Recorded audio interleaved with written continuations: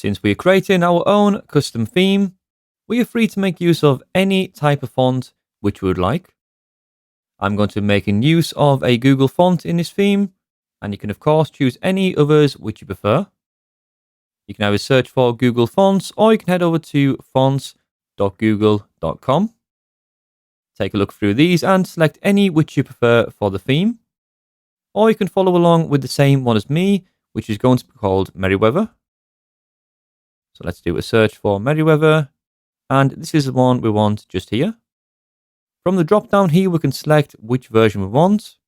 I'm going to be using a light version, which is light 300. So select this. And then to add this, we can click on the plus symbol just here.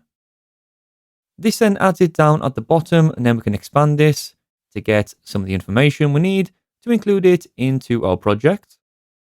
First of all, we can include this style sheet in our project by copying the link just here, and then go over to our index page. Let's close these down. So the index.html, and then we include this just above our custom CSS. So custom font. And then just after this, we can paste this in. Okay, good. Good, we can now go back over to the Google Fonts website, and we can see how to set this as a CSS rule in our custom style sheet. Down at the bottom, we can copy this line here, which is for the font family.